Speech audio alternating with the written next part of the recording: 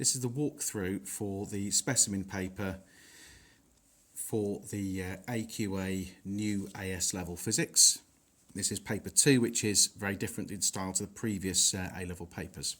Starting with question number 1, it's all about diffraction gratings. You're given the number of gratings per metre, and you asked to calculate the percentage uncertainty in the number of lines per metre suggested by this marking. Well, what that means is you're looking at this number here. It's 2 significant figures or 1 decimal place.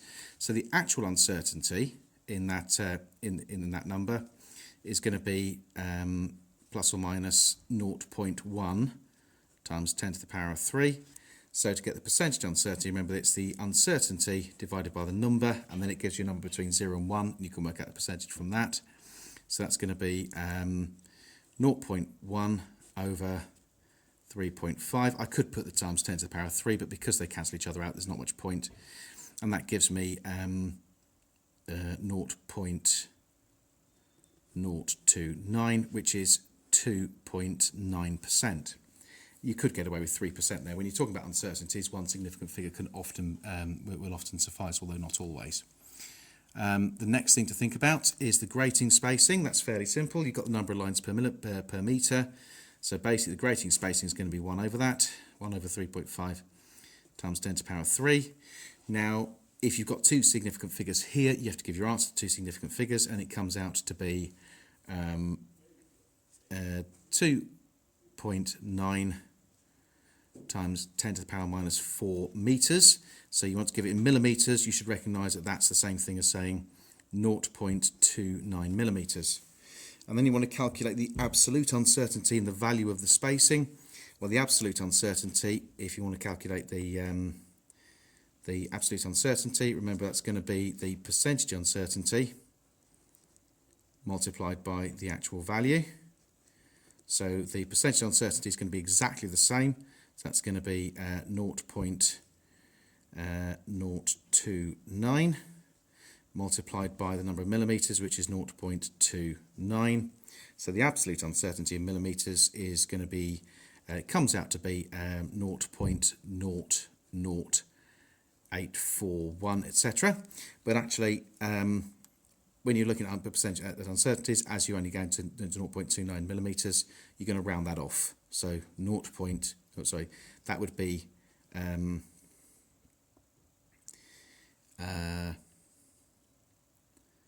where was I?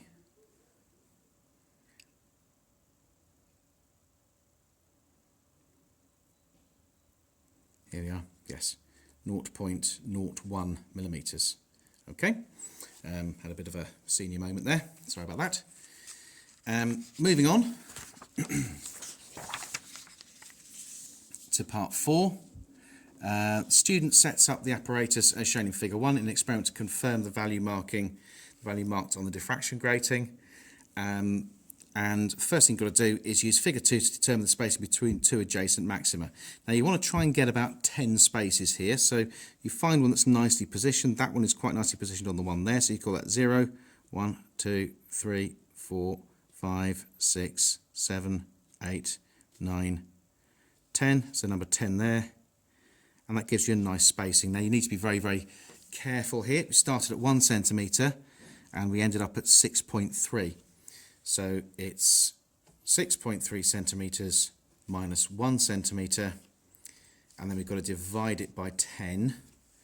So we're going to want it in millimetres there, so that's same thing as saying 63 millimetres minus 10 millimetres divided by 10, which is basically 53 divided by 10.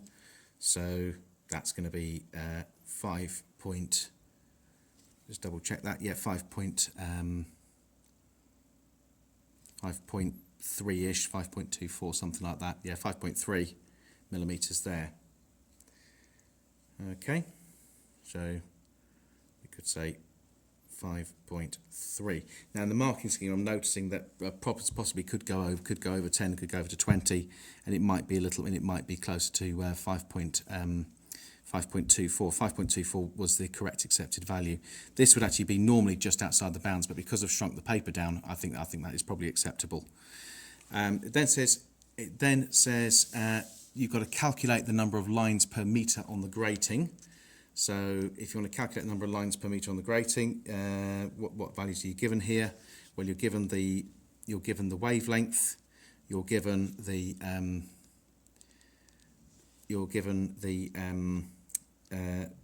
spacing between each line. So you basically want to use n lambda is equal to d sine theta, because you've got the wavelength, you've got the orders there, is equal to d sine theta. Okay, so we've used n lambda is equal to d sine theta, and we rearrange it to make d the subject because we want to work out the grating spacing. So that's going to be n lambda over sine theta. Now what I'm going to do here, I'm going to do a little trick.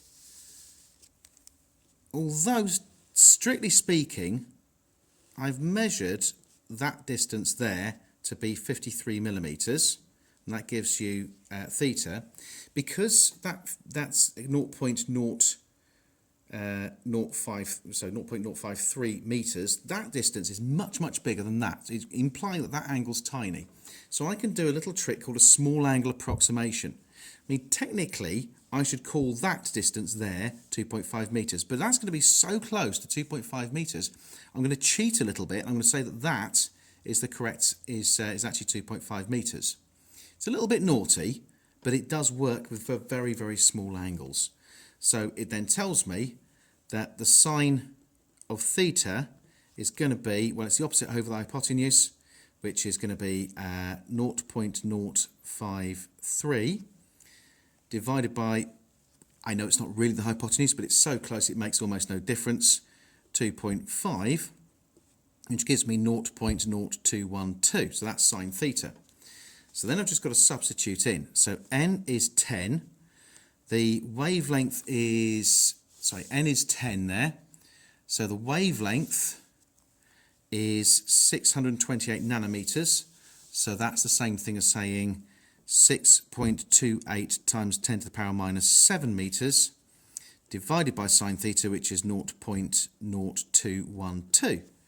And that comes out with d equals, the distance is, well, it's 2.96. Well, I'm going to say 3.0. It's probably easy to say that. 3.0 times 10 to the power minus 4 meters. So 1 over d would be 1 over that value, which is the number of lines. So 1 over that value is going to give me about 3.34 or so times 10 to the power of 3 lines per metre. So that's pretty much there. Looking at the next one, state and explain whether the value for the number of lines per metre obtained in part 1.5 is in agreement with my value. Well, what I want to do there is I want to look at the difference. So I want to look at the difference between 3.34 and, as it stated in the previous question, said it was 3.5. I'm going to ignore the times 10 to the power 3 because they'll cancel. So 3.5 minus 3.34 over 3.5 would give me a percentage difference, which would come out to be something in the region of about 4.6%. Now, the error I had for the number of lines per metre that we said there is basically the idea that if we have a look at what we said the number of lines per metre, the value of the spacing, we said it was plus or minus 0.1. So it's not really an agreement. It's not within uncertainties. It's not within uncertainties, but it is the same order. Okay, so it's roughly the same order of magnitude. It looks pretty okay to me. It then says state one safety precaution that you would take if you were to carry out this experiment. Well, it would be basically you're using a laser, so do not look into the laser.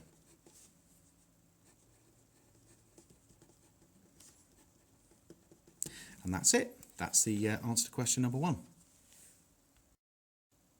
This is now question number 2 from the paper, which is a data analysis question. So capillary action can cause a liquid to rise up a hollow tube. It shows that water has risen to a height h in a narrow glass tube because of the capillary action. So as you change the value of h, that height, as you change the width of the tube, or in this case the temperature of the water, I apologise, the temperature of the water, then that value of h is going to change.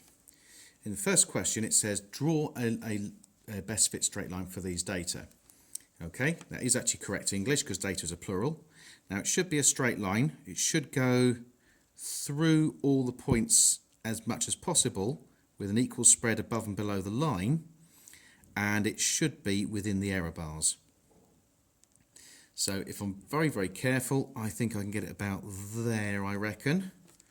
Okay, so I draw my line of best fit. Goes through all those error bars, just about hits all the error bars there. It gives me a nice little inset there.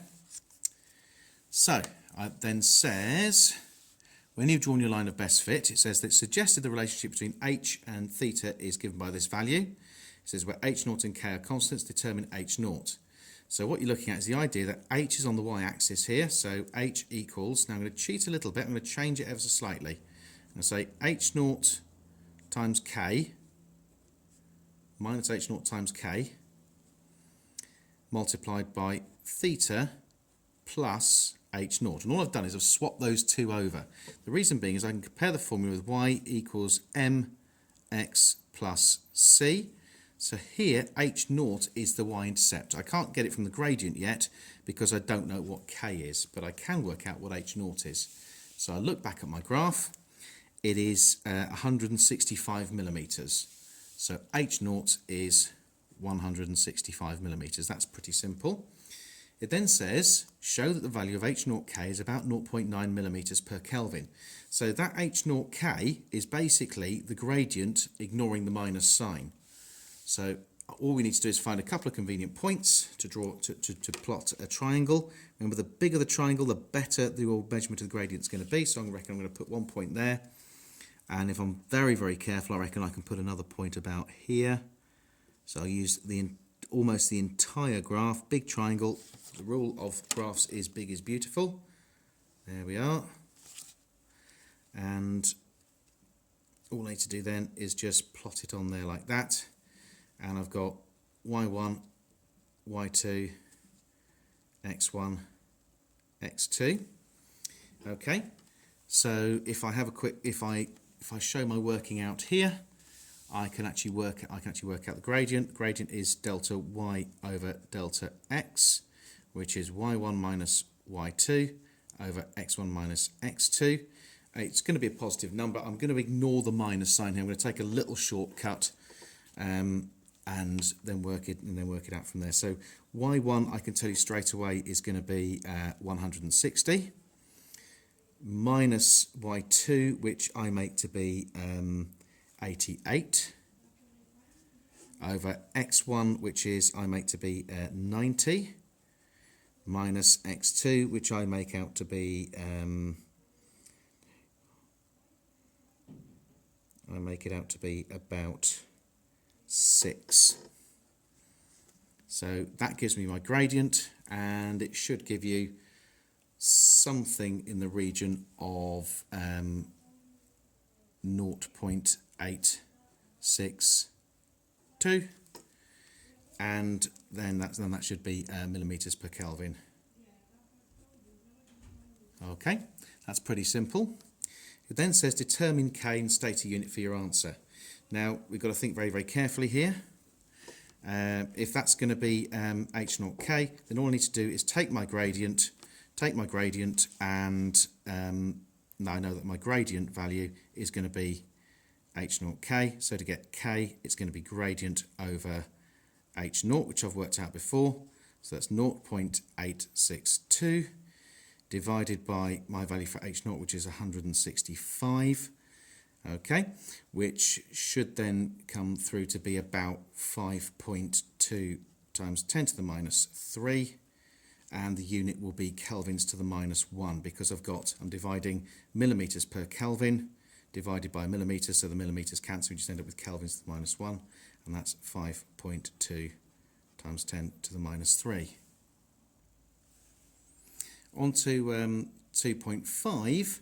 A similar experiment is carried out at a temperature with tubes of varying internal diameter d and keeping the temperature constant. So whereas before they kept the diameter constant, now they're going to be keeping the temperature constant. So it's suggested that capillary action moves water from the roots of a tree to its leaves. The gradient for figure 5 is 14.5 millimeters squared. The distance from the roots to the top of the trees is 8 meters. Calculate the internal diameter of the tubes required to move water from the roots to the tops of the leaves by capillary action. So what we're doing here is we already recognise that if you want to work out the height, it's going to be 8 meters. So h is, well, here they've got it in millimeters here, so that would be 8,000 millimeters. Okay, and they can therefore know that if you can actually work out the gradient of the graph here. So for let's say for 20 millimeters, you know that the gradient would be at 20 millimeters to the -1 diameter. You get a height of 290 millimeters. Okay, so the gradient is going to be 290 divided by 20, which gives you a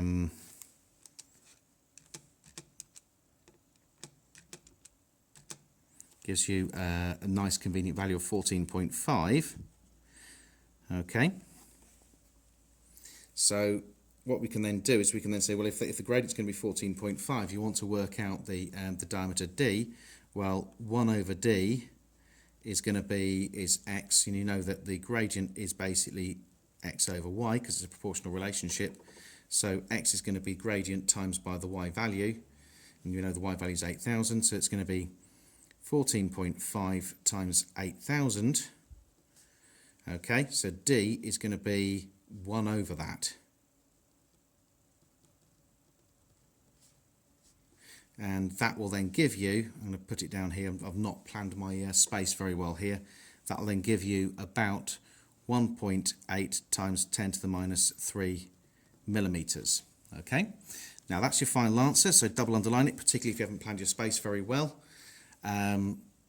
And then you go on to the next question, which says comment on the accuracy of your answer for the internal tube diameter in part 2.5. Well, I think it's very, very little confidence. I have very little confidence in that number because I've had to extrapolate a very long way. So that's probably the best answer I can give. So little confidence in D, as I have had to extrapolate a long way.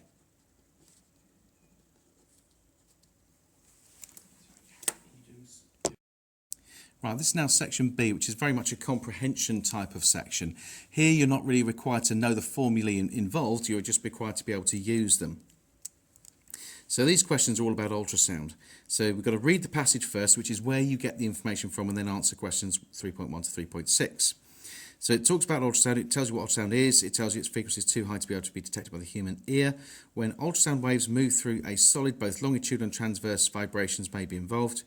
For longitudinal vibrations in a solid, the speed c of this ultrasound is given by this particular number, where E is the Young's modulus of the material and ρ is its density.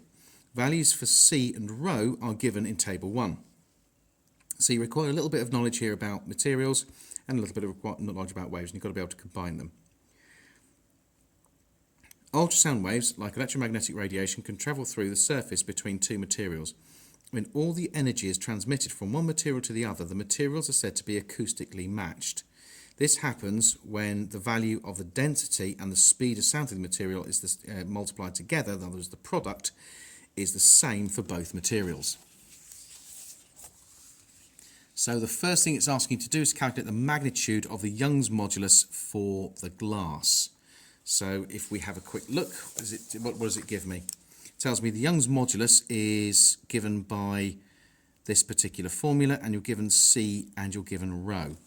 So first of all, we have to calculate the Young's modulus. Well, if C is equal to the square root of E over ρ, then the Young's modulus, if I square it, is going to be c squared times by the density.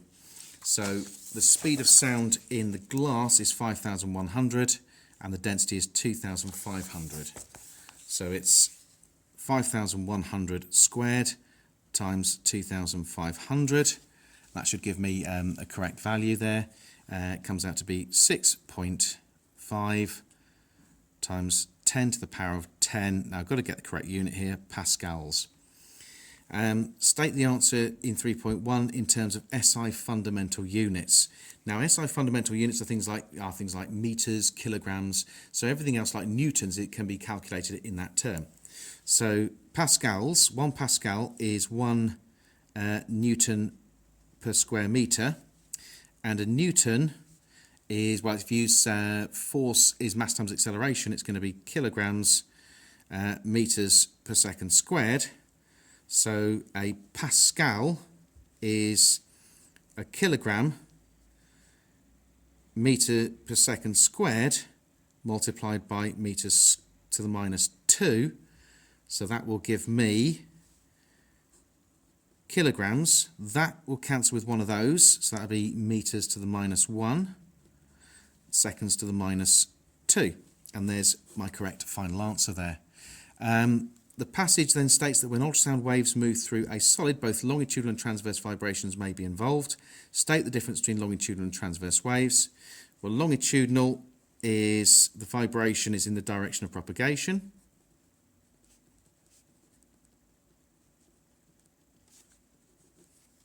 Or travel even, okay. And transverse, the vibration or oscillation is perpendicular to the direction of travel. Okay, and there's your answer there. That's pretty simple. Then on to 3.4, show that two materials are acoustically matched. The ratio of their Young's moduli is equal to the ratio of their speeds of the ultrasound waves. Now, if they're acoustically matched, the density of one times the speed of sound in one would be equal to the density of the second one times the speed of sound in the second one, okay? Because that's what it means when they're acoustically matched. Now, as you know that E is equal to rho C, okay, then you know as the Young's modulus is rho C squared, let's say, then you could then rearrange that ever so slightly and say that E, the Young's modulus over C squared, is going to be equal to rho C. So if those are equal, then those would be equal. That's not C squared, sorry, get rid of that, 40, okay. So then that would be exactly the same, because that then would mean that they're equal. So E1 over C1 would be equal to E2 over C2, which is what it's really saying there, okay? So that's pretty easy. The wave speed in a material X is twice of that in material Y. X and Y are acoustically matched. Determine the ratio of densities of X and Y. So you've got two different materials now. Could be anything. So it says the wave speed of X is twice that material Y. So we could say that CY, sorry, I'll get that right again. CX is equal to 2CY. Okay, if that's the case, and since that's the same, then you know that the density of X over the density of Y is going to be equal to the speed of sound in Y over the speed of sound in X. That's just taken from there, so that's pretty simple. And if that's the case, then it stands to reason that if CX over CY if CY over CX has got a factor of 2, then that's going to be a factor of 2. So the ratio of densities is going to be 0.5. There we go. I'm not quite sure why they gave that as an entry there, but that's your basic answer. It then says ultrasound waves obey the same laws of reflection and refraction as electromagnetic waves. Using the data 1 from table 1, discuss the conditions for which total internal reflection can occur when ultrasound waves travel between glass and seawater. So what we're looking for here is the idea that the speed of wave in seawater is going to be less than the speed of wave in glass. So if I call the speed of wave in seawater WCW, that's going to be less than the speed of the wave in the glass. Does that make sense? So that would mean that the refractive index between the relative refractive index between water and glass would be less than 1. So you'd get total internal reflection as the ultrasound wave moves from water to glass, not the other way round. That's basically it. That's all that question really actually wanted there.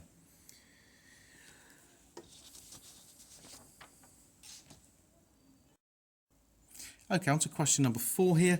Figure 6 shows the data for the variation for power output of photovoltaic cell with load resistance. The data are obtained by placing the cell in sunlight with a constant intensity, and they varied the load resistance, and they looked at the power output. It says use data from figure 6 to calculate the current in the load at the peak power. So if you want to work out the peak power, that's fairly simple. There it is. Okay, there we go. So that's the peak there.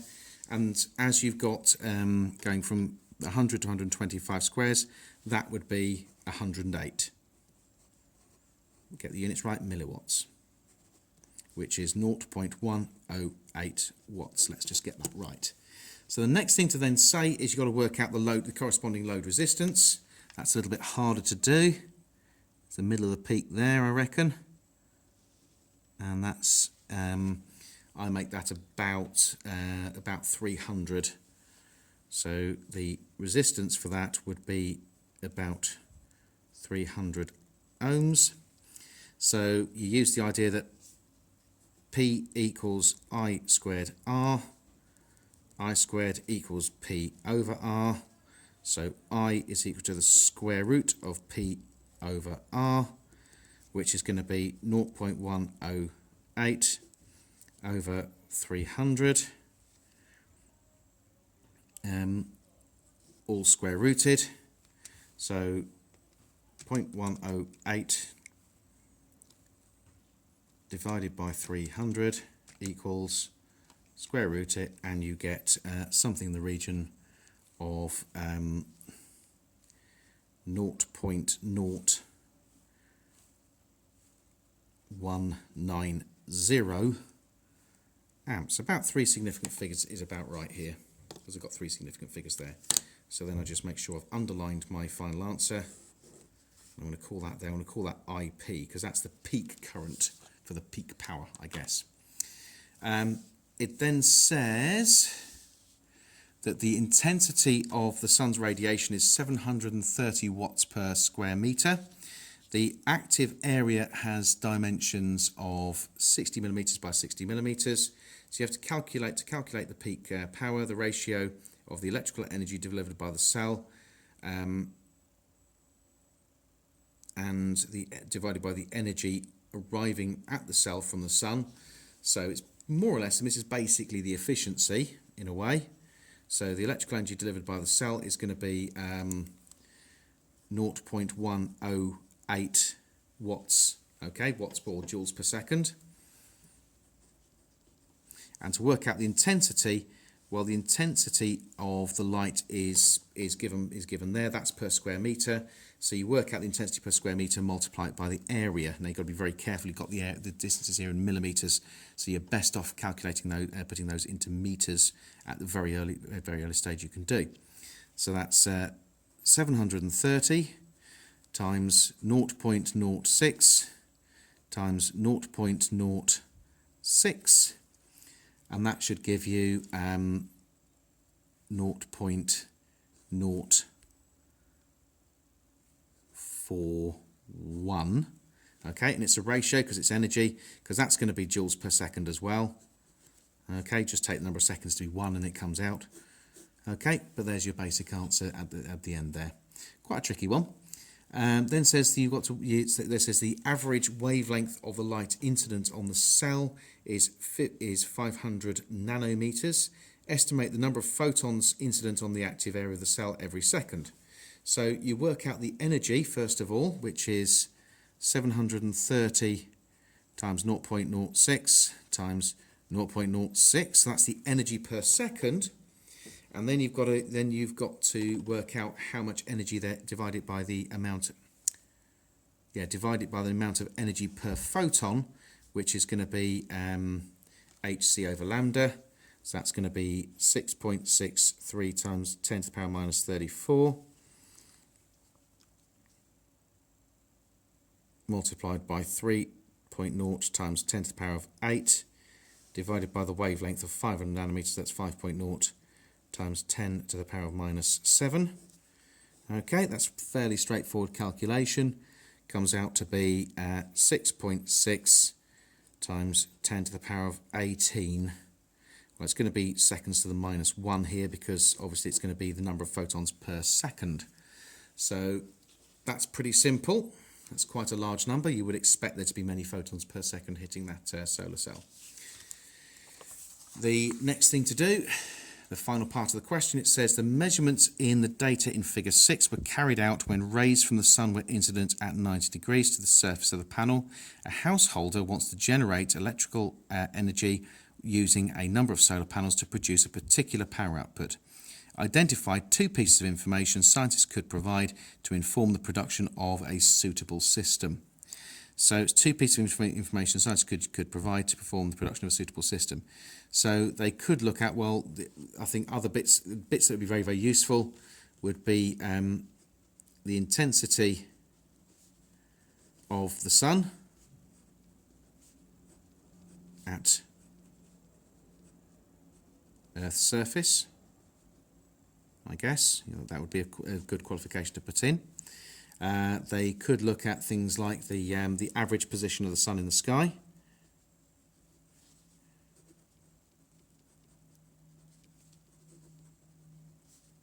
That'll be quite important when you're installing it. The efficiency, that's quite useful because that tells you what the power output's likely to be. Power output would be useful. Okay, and possibly even the weather conditions at the time, the average weather conditions where you might install it. But any 2 of those would do the job quite nicely. And that's the end of question 4. This is section C of the paper 2 for the AQA new AS level physics. It's a multiple choice section. Just a few notes to remember that when you're filling in the multiple choice section, the correct method is to colour in the oval. Okay, if you make a mistake, you put a cross through the whole square, and if you then want to reselect it afterwards, you then put a circle around there. Now, if you put a circle around there and you still think it's wrong, then you're a numpty. Right, question number 5. It says, which of the following do both quantities have the same unit? Well, that's going to be, it's not electrical resistivity and resistance because they've got different units. Work function, Planck's constant, have got different units. Pressure is measured in pascals, so is Young's modulus. So that'll do nicely. The next one, if you've got an atom of lithium-7, you know you've got 4 neutrons, 3 protons, and 3 electrons. Wants to know the number of hadrons, baryons, and mesons. A hadron is anything made of quarks. A baryon is anything made of 3 quarks, so neutrons and protons, and mesons are anything made of a quark-antiquark pair. Well, there are no mesons, so it's one of these 2. You've got 7 baryons, and all the particles there are baryons. Electrons are definitely not hadrons, so it's got to be C.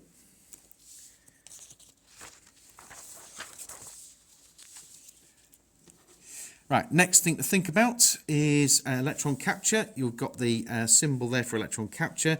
You've got to work out what X and Y are. Well, if you've got a proton plus an electron, you know with electron capture, you end up with a neutron and a neutrino. That's pretty simple. Okay, that's a bit of stamp collecting there. the calcium ion is formed by removing 2 electrons from the atom of calcium-40. What is the specific charge of the calcium ion? Well, the charge is going to be 2 times the electron charge, which is 1.6 times 10 to the power minus 19, negative, of course. But we're going to ignore the minus sign. No, it's going to be positive because they've removed the electrons. But even if it was, I'd probably ignore the minus sign because you've got no minus signs here. Divided by the mass, which is going to be, well, if you've got 40 particles, it's 40 times the mass of a proton, okay, which you can just get from the formula sheet pretty simply, and you can work it out, and the answer comes out to be C. It's pretty simple. Electrons and protons in 2 beams are travelling at the same speed. The beams are diffracted by objects of the same size, so it's all about de Broglie wavelength, which correctly compares de Broglie wavelength of the electrons with de Broglie wavelength of the protons and the width of the diffraction patterns that are produced by these beams. Right, you know de Broglie wavelength, de Broglie wavelength is mass times velocity, which is the momentum, divided by Planck's constant. Is that correct? No, that's not right, is it? No, sir. You know de Broglie wavelength is Planck's constant over mv, and if you didn't notice that as soon as I wrote it down, you probably need to pause this video, go make yourself a cup of coffee or something, because you're clearly falling asleep. Right, now, if you've got protons moving at the same speed as electrons, the protons are going to have more momentum, so they'll have a shorter de Broglie wavelength. So you're looking for the symbols here, where the de Broglie wavelength for the proton is going to be shorter. So it's going to be that one or that one. You then want to work out the electron beam width. You then want to talk about the electron beam width. Well, if they've got a shorter de Broglie wavelength, then the diffraction pattern is going to be less pronounced, so it's going to be A.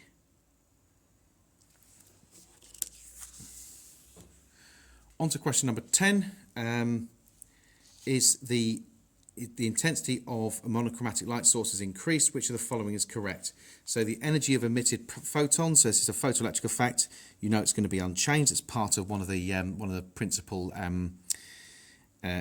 conclusions of the photoelectric effects experiment. And the number of photons per second should increase because you have more photons, so you have more collisions. There we go, lovely. On to question number 11. Which of the following is not true? Each meson consists of a single quark and an antiquark, that's true. Each baryon consists of 3 quarks, that's true. The magnitude of the charge on every quark is plus 1/3, that's not true. You've got plus 2/3, you've got minus 1/3 for most quarks. 2 points in a progressive wave are only 1/8 of a wavelength apart. The distance between them is 0.5 meters and the frequency of the oscillation is 10 hertz. What's the minimum speed of the wave? So basically you've got to try and work out the wavelength. Well, you know the distance between them is 0.5 and that's 1/8 of a wavelength apart. So the wavelength is going to be 4 meters. Okay, the frequency is 10 hertz. So it's going to be 40 meters per second should be the correct answer, D. Which of the following waves cannot be polarised? The only ones that can't be polarised are longitudinal. So radio's transverse can be polarised. Ultrasound cannot be polarised because that's the one that's longitudinal. Pretty simple. On to the next one. Question number 14. Diffraction pattern is formed by passing monochromatic light through a single slit. If the width of the single slit is reduced, which of the following is true? So if you reduce the width of the single slit, the width of the central maximum is going to increase. The width of the intensity of the central maximum is going to decrease because less energy is going to get through and it's going to be more spread out. That's easy. Number 15, a light source emits light which is a mixture of 2 wavelengths, lambda 1 and lambda 2.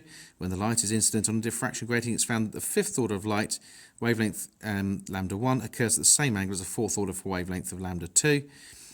If lambda 1 is 480 nanometers, what is lambda 2? So what you're using is n lambda equals d sine theta. The idea that that's going to be a constant. So n1 times lambda 1 over D1. Well, the D's the same as well because it's the same diffraction grating. It's going to be N2 times lambda 2 for the other one. And you know that when it says, now I've got to be very careful here, light is incident on a diffraction grating, it's found that the fifth order of the light on lambda 1, so that's going to be 5, is the same angle as the fourth order for lambda 2. So it comes out, you want to work out what lambda 2 is. Lambda 2 is 5 over 4 lambda 1, which means the answer is C, 600 nanometers. That's pretty simple. Which of the following is correct for the stationary wave? Okay, so we're looking for the correct statements here. Between two nodes, the amplitude of the wave is constant. That's not true. The two waves producing the stationary wave must be 180 degrees out of phase. Not necessarily. There are places where they're out of phase and in phase, so that's not true. The separation of the nodes for the second harmonic is double the separation of the nodes of the first harmonic. No, that's not right. And between two nodes, all parts of the wave vibrate in phase. That's true. There we are. That's easy. Question number 17. Sound waves cross a boundary between two media, X and Y. The frequency of the waves in X is 400 Hz. The speed of the waves in X is 300 meters per second. And the speed of the waves in Y is 1,320 meters per second. What are the correct frequency and wavelength in Y? So the frequency is not going to change. So it's not that one and it's not that one. Now you could do this by calculation, or you could do this by working it out. Well, it makes sense. In Y, if you've got a higher speed, you're going to have a longer wavelength. So whereas before the wavelength would be quite short, it'll be quite long. So it'd be 3.3. You can actually sit down and work out the original wavelength by dividing 330 by 400. But I can tell you, if you divide 330 by 400, you get a particular number. You know it's going to be you get a particular number below 1. But you know it's going to be much longer than that because you've got more than sort of 3 times the length there. So that's that one done. Which of the following is a scalar quantity? So you're looking for something with no direction. That's kinetic energy. Question number 19. An object is accelerated from rest by a constant force F at a time t. Which graphs represent the variation of time with a change in the kinetic energy and change in momentum of the object? Well, it makes sense. If you've got a constant F, you're going to have a constant acceleration. So it'll be a constant rate of change of momentum. So it's either A or C. So it's not that one and it's not that one. And the kinetic energy is a quadratic change. So it's going to be A. That's pretty easy. The next one says that an object is dropped from a cliff. How far does the object fall in the third second, assuming that g is 10 meters per second squared? So basically it's saying that time is 3 seconds and it's dropped from rest. So if we work that one out, that's going to be a half AT squared, which comes out to be 25 meters. That's pretty easy, I think. Just double check. Yep, okay. Number 21. A body falls freely with negligible air resistance. What quantity of the body is its rate of change of momentum? Well, rate of change of momentum, remember, is a force. The force is making it going to accelerate downwards. It's going to be its weight. That's pretty easy. Then a firework rocket is fired vertically into the air and explodes at its highest point. What are the changes to total kinetic energy of the rocket and total momentum of the rocket as a result of the explosion? Right. Well, if that's the case, obviously that the momentum is going to remain unchanged, so it's not B and it's not D, so it's either A or C. Well, if the kinetic energy, if it explodes and goes bang, then the total momentum is going to be unchanged. The total kinetic energy is going to be increased because everything's going to be flying apart more quickly. Number 23, a lift and its passengers with a total mass of 500 kilograms accelerates upwards at 2 meters per second squared, assuming that G is 10. What's the tension in the cable? The tension in the cable is going to be their weight plus their force required to accelerate them. So lift and passengers 500 kilograms, so that's 5,000 newtons plus 500 times 2, which is another 1,000, so that's going to be, for 23, it's going to be D. Moving on. 24, what is not a unit of power? Well, you've got to think this one through very, very carefully. That's Newton meters per second. That Newton meters is energy per second. Energy per second, that's power. Kilograms meters squared per second cubed, that's power. Joules per second is power. Kilograms meters seconds minus 1, that's not what. That's the one that's not power. There we are. Number 25, a car accelerates uniformly from rest along a straight road. Which graph shows the variation of displacement x with the time t? We know it's going to be quadratic. So for number 25, it's going to be the quadratic function here, which is going to be this one here, b. Number 26, which one of the following statements is correct? Force acting on an object is equivalent to its change of momentum. Can be. But it's not really, it's the rate of change in momentum. The impulse it receives per second, impulse is change in momentum, so change in momentum per second, that's a rate, and so that's going to be the correct one there. The next one's got a spring. It says a load of 3 newtons attached to a spring of negligible mass, so we're ignoring any stretching caused by the mass of the spring, and a spring constant of 15 newtons per metre. What's the energy stored by the spring? So if we think about it, the energy, if you've got the spring constant, you've got the force, the energy is a half kx squared. Okay. But that's not right, so that's not very useful. So the energy, you know, is equal to a half force times extension. So you want to work out x in terms of k. We know k is F over x. So the one thing we don't know is x, so x equals F over k. So that's a half times F squared over k.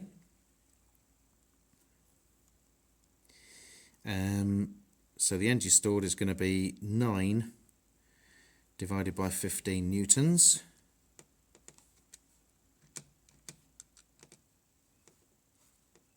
Newtons per metre, sorry, and that comes out to be 0.6. However, there's a trick, and that is I've forgotten to halve it, so it'd be 0.3. Again, if you didn't spot that, go and have a cup of coffee. Wake up. Number 26. Oh, lovely stress strain graphs, materials. We know about this. Number 28, we've got here a stress strain graph. So which of the following is correct? Well, x is going to be x is stiffer than y. Could be. Sorry, it's incorrect. So that's actually correct. X has a higher Young's modulus. That's true. X is more brittle than y. No, because it could be permanently deformed. So that's the one that's incorrect. 3 identical cells, each of a given internal resistance R, are connected in series with an external resistor of resistance R. The current and external resistance is I. The current in the external resistor, sorry, is I. If one of the cells is reversed in the circuit, what's the new current in the external resistor? So this is quite a tricky one, number 29. It says you've got 3 identical cells, each of an internal resistance R. It's connected in series, so you have the EMF is equal to I times the internal resistance, which is still the same as that, plus the external resistor R. Now you're going to have 3 of those initially, so that's going to be 3 times the EMF of the internal resistance, of the EMF of each cell. Now if you reverse one, what you'll have is just the EMF, which will still be 3 times IR, because you still have 3 internal resistors plus R. So you can then work out that that's the same there. Sorry, plus IR, sorry, there. So what you end up with is 4 IR.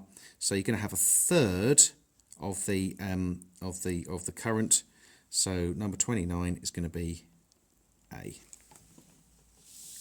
On to the next one. Number 30, cathode ray tube. You've got the number of electrons that strike the screen in 40 seconds. The current, what does that represent?